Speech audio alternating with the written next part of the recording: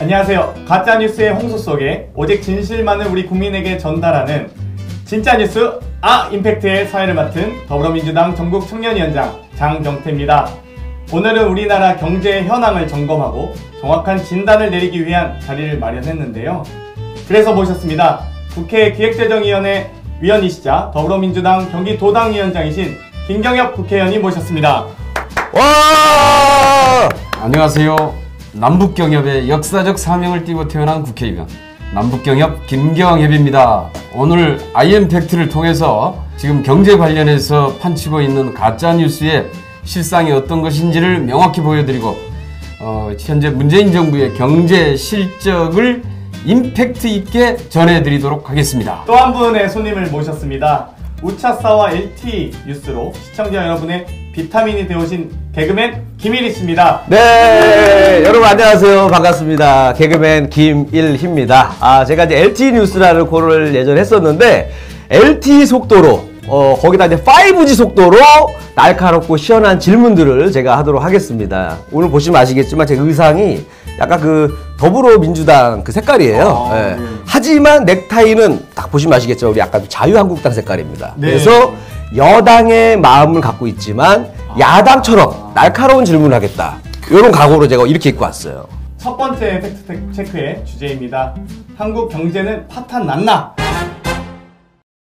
야, 우리나라가 이거 곧 망하는 거 아니야? 그래서 이런 걱정이 돼가지고 제가 원래 예전에 눈이 굉장히 컸었거든요. 부리부리 했었거든요. 근데 걱정하느냐고 밤에 잠을 못 자가지고 눈이 작아졌잖아요. 많이 부으셨네요. 네, 눈이 지금 옛날에 컸어요. 지금 눈이 이 상태가 됐습니다. 그래서 얼마나 나라의 모든 근심을 안고 있는 눈이잖아요. 그래서 이 정확한 우리 경제 현실에 대해서 너무 궁금하거든요. 좀 의원님께서 말씀해 주시면 좋을 것 같아요. 이것을 보려면 먼저 좀 비교를 해봐야 되잖아요. 네. 과거의 역대 정부들의 한번 경제 성장률을 비교해 보면은 김대중 정부 때 평균 성장률이 5.2%였습니다. 노무현 정부 때 4.5%였죠. 이명박 정부 때는 뚝 떨어집니다. 3.2%입니다. 박근혜 정부 때는 2.9%입니다. 문재인 정부 때 몇 퍼센트쯤 됐을까요? 2년 동안? 17년, 18년 동안? 예, 2.9%입니다. 다시 말해서 우리 경제는 지금 현재 IMF 외환위기 이후에 계속 GDP 규모가 커져가면서 한편에서는 성장률이 점차 이렇게 쭉 낮아지고 있는데요. 이게 가장 많이 낮아진 게 이명박 정부 때고 박근혜 정부 들어섭니다. 근데 지금 문재인 정부 2년의 경제 성장률을 보면은 박근혜 정부하고 좀 똑같습니다. 다시 말해서 추세를 보면은 점점점 낮아지는 추세에 있음에도 불구하고 문재인 정부에 있어서는 일단 박근혜 정부에서 이뤘던 경제 성장률을 유지했다. 이렇게 봐야 되는 겁니다. 네. 다시 말해서 감소 추세를 일단 멈추게 만들었다. 이게 객관적인 지표입니다. 이 역대 지표를 한번 쭉 확인해 보십시오. 그 다음에 이제 하나의 우리가 여기서 참고해야 될 것은 어떤 면이 있냐면은 잠재 성장률이라는 게 있는데요. 이 잠재 성장률만큼 제대로 성장을 하면은 경제 정책은 되게 성공했다. 이렇게 얘기들을 합니다. 근데 이제 김대중 정부 때는 5%대에서 5, 6%대 정도의 잠재 성장률이 있습니다. 이제 이것은 한국은행에서 항상 이것은 이제 잠재 성장률은 5년치씩 이렇게 해서 이제 발표를 하는데요. 그 다음에 2001년에서 2005년 사이에는 약 4.8%에서 5.2% 잠재 성장률인데 이때 당시에 실질적으로 성장률이 거의 잠재 성장률과 비슷합니다. 예. 그 다음에 2006년에서 2010년까지 3.7%에서 3.9% 정도인데 이때 이제 이명박 정부 때가 들어서면서 뚝 떨어지죠. 그래서 3.2%까지 이제 뚝 떨어지게 되고요. 잠재 성장률보다 이렇게 한참 떨어지는 게 이제 문제가 심각해지는 거죠. 역시 박근혜 정부 때도 역시 잠재 성장률에 못 미치는 경제 성장률을 기록합니다. 그런데 문재인 정부 때 이제 16년부터 20년까지 한국은행이 잠재 성장률 예측한 것을 보면은 2.8%에서 2.9%인데요. 실질적으로 문재인 정부 2년간의 경제 성장률 평균을 보면은 2.9%입니다. 따라서 잠재 성장률의 상한치까지 성장률을 기록했다. 네. 이렇게 보면은 경제 성장률을 놓고 보면은 지금 정말로 이런 상황을 경제가 파탄났고 위기 상황이라고 말할 수 있는 정도냐? 전혀 그렇지 않다. 이렇게 말씀드릴 수 있습니다. 그 다음에 이제 좀 다른 지표도 한번 볼까요? 가장 안 좋았던 게 그럼 언제냐 그러면 사실 보수 정부 9년 동안에 우리 잠재 성장률이 급격히 떨어지기도 하고 실질적으로 잠재 성장률에 못 미치는 경제 성장률을 기록하게 됩니다. 9년 동안에. 그런데 이제 문재인 정부 들어서 이게 상당히 이러한 하락세가 멈추고 일단 반전의 계기가 만들어지기 시작을 합니다. 그 반전의 계기가 뭐냐? 첫 번째는 국민소득이 3만 불을 돌파했습니다. 작년 18년에. 그 다음에 수출액이 사상 최대 6천억 불을 돌파했습니다. 선박수주 몇 년 만에 세계 1위를 다시 탈환을 했습니다. 해외 건설 수주 2016년에 82억 불이었어요. 그런데 2018년에 작년에 약 몇 배가 증가했냐 하면은 300억 불을 돌파했으니까 몇 배입니까? 한 4배? 3, 4배 정도. 그렇죠. 4배. 신규 투자가 신규 투자가 1조 원 이상 증대했습니다. 그러니까 투자도 늘어났습니다. 거기에다가 사업하기 좋은 나라. 이거 이제 실질적으로 이것을 국제적으로 국제기구가 분석한 것에 의하면은 3단계가 상승했습니다. 그 다음에 가계소득 증가율이 급격히 늘어났죠. 약 한 5배 정도 늘어났습니다. 네. 가계소득 증가율이. 명목 임금도 역시 이 박근혜 정부에 비하면은 박근혜 정부 때 3.7% 늘었던 것이 문재인 정부 때 4.9% 늘었으니까 네. 1.2% 이상 더 늘어났습니다. 그러니까 이게 실질적으로 경제 지표들만 놓고 이렇게 객관적인 지표로 놓고 보면은 결코 지금 야당이 주장하는 것은 전혀 현실에 맞지 않다. 이것을 이제 정쟁으로 몰고 가려고 하는 의도도 있지만은 더 큰 목적은 잘 봐야 됩니다. 네. 홍준표 전 대표가 예전에 국회의원 시절에 했던 얘기가 있습니다. 야당은 경제에 신경을 쓸 필요가 없다. 경제가 나빠져야 여당의 지지율이 떨어지고 야당의 지지율이 올라갈 수 있다. 네. 솔직하게 이렇게 얘기를 합니다. 솔직하신 분이죠. 다시 말해서 좀 막말은 심하게 하는데 때로는 이런 솔직한 얘기를 할 때가 있습니다. 그런데 이제 이 얘기의 의도는 뭐냐 하면은 이 얘기의 연장선상에서 놓고 보면은 지금 경제 상황이 안 좋다, 망했다 이렇게 자꾸 얘기를 해야 네. 야당의 지지율을 올릴 수 있다. 아하. 이런 얘기 근데 아니겠습니까? 왜 안 좋다 해도 또 저희 지지율이 살짝 대폭 조정 국면에 들어섰음에도 불구하고 그 자유한국당의 지지율은 오르지 않을까요? 왜? 그거는 이제 자유한국당이 네. 그것만 가지고 되는 게 아, 아니죠. 그렇죠. 사실은 원래 이제 이럴 정도로 뭐 경제가 파탄났다 이렇게 얘기하면은 야당 지지율이 오를 줄 알았는데 네. 자유한국당의 모습을 보십시오. 5.18 망은 뭐 이런 거 보세요. 네. 이 지지율이 올라가게 생겼습니까? 점점 갈수록 국민의 지탄만 더 받게 되는 거지요. 더 이제 심각한 문제는 경제라고 하는 게 심리적인 요인이 굉장히 많습니다. 맞아요. 안 좋다, 나빠진다 계속 이렇게 하면은 원래 소비 심리가 더 위축이 그렇죠. 되면서 경제가 더 하락하게 돼 있거든요. 네. 그러니까 이런 부분은 굉장히 경계해야 될 문제인데 다시 말해서 안 좋다라고 계속 자유한국당이 밀어붙일수록 경제에는 전혀 도움이 안 된다. 이건 명확합니다. 맞아요. 그 연예인들도 잘한다 해야지 이 사람이 막 더 열심히 하고 막 기운 받아서 하는데 야, 너 안 재밌어, 안 웃겨, 너 안 된다 그러면 기운이 다운돼가지고 어디 가면 그렇죠. 더 안 되는 거예요. 그렇습니다. 오히려 이 효과인 것 같아요. 소비 심리가 위축되죠. 네. 그래도. 네. 그래서 아마 이게 계속 안 좋다고 하는 이유 중에 하나가 경제를 더 악화시키려고 지금 이러는 거 아니냐. 경제 성장 방해 세력이었네요. 알고 그러게 보니. 말입니다. 아, 야당이 참. 아니고 참 별걸 다 이 정도까지 이렇게까지 가면 안 되는데 말이죠. 그러니까 이제 더 중요한 건데 이런 얘기들을 왜 뉴스에서 왜 자주 안 다룰까 이 생각을 좀 많이 했어요. 저는 사실 3만 불을 돌파했어? 사실 그거 몰랐거든요. 저도 나름대로 이렇게 많이 챙겨 듣는다고 하는데도 단신으로 내. 네, 잘 알게 몰랐단 말이에요. 언제 3만 불 오나 그러고 있었는데 작년에 왔다고 하니까 깜짝 놀란 거예요. 그게 작년에 이제 3만 불을 돌파했는데요. 네. 정확히 우리 의원실에서 지금 아직 이제 공식적인 통계는 나오지 않았어요. 아직 안 나왔구나. 안 나왔는데 우리 의원실에서 분석한 여러 가지 이제 환율 뭐 이런 것들을 다 고려해서 분석한 바에 의하면은 31,450불 정도든가요? 이 정도 나왔거든요. 네. 야, 근데 이거 아마 이제 정확하게 알고 아마 계시네. 머지않아 아마 거의 31,000불을 넘어섰다라고 지금 한국은행에서도 예측을 하고 있으니까요. 우리 의원실에서 분석한 게 거의 아마 비슷하게 가지 않을까 이렇게 보고 있습니다. 네, 두 번째 팩트 체크인데요. 소득주도 성장 정책 실패했는가라는 주제입니다. 궁금합니다. 이 소득 주도 성장 이대로 계속 가도 되는 건가? 잘 되고 있는 건가? 아니면 잠깐 쉬었다 가야 되나? 아니면 어딜 돌았다 가야 되나? 좀 요거에 대해서 좀 알려주셨으면 좋을 것 같아요. 네, 우선 소득주도 성장 이게 용어가 좀 어렵습니다. 이러다 보니까 이제 국민들이 선뜻 이게 소득주도 성장이 과연 뭘까 이걸 잘 이해를 잘 못하는데요. 이 소득주도 성장이라고 하는 것은 그동안에 이제 가령 지난 보수 정권 9년 동안에 우리 경제 성장률이 거의 반토막 나지 않습니까? 잠재 성장률도 반토막 이하로 떨어집니다.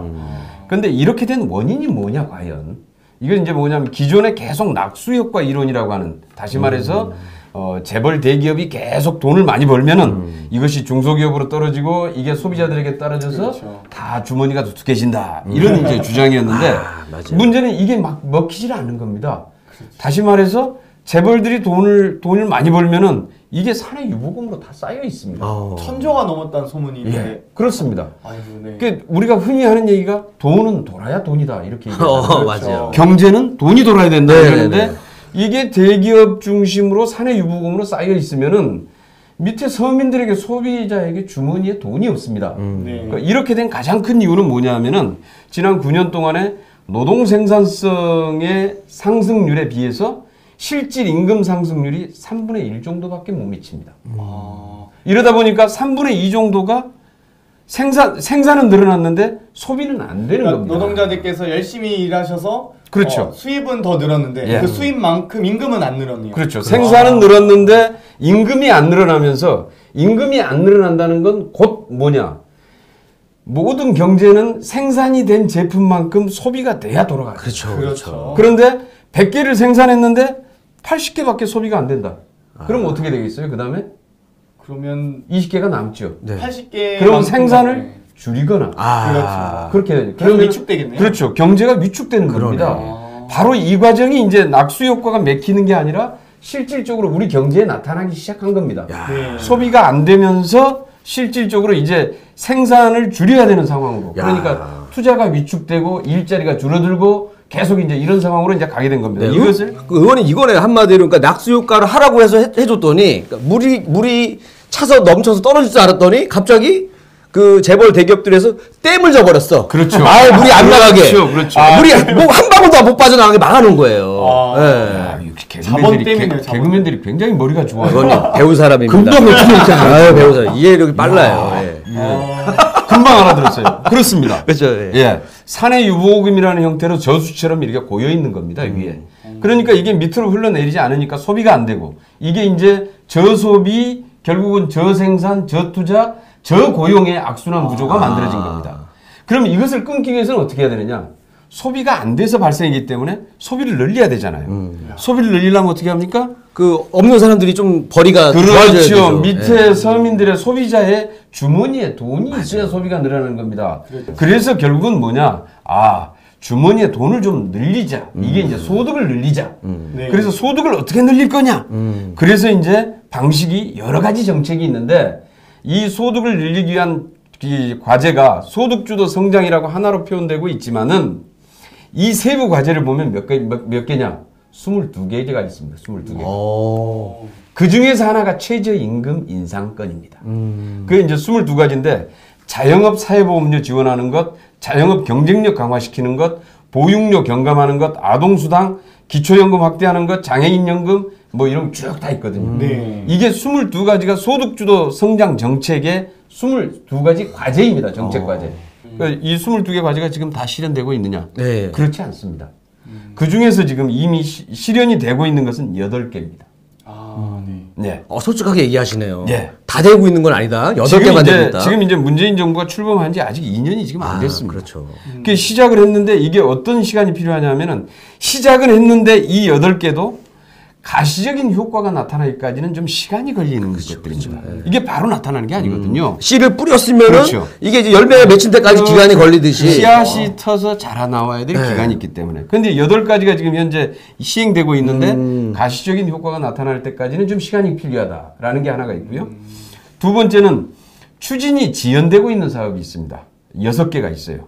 임금 격차를 해소하는 거랄지, 한국형 실업 부조를 도입하는 거랄지, 그 다음에 지금 공공취업 서비스를 확대하는 거랄지, 직업능력 개발 지원을 확대하는 거랄지, 이런 것들인데요.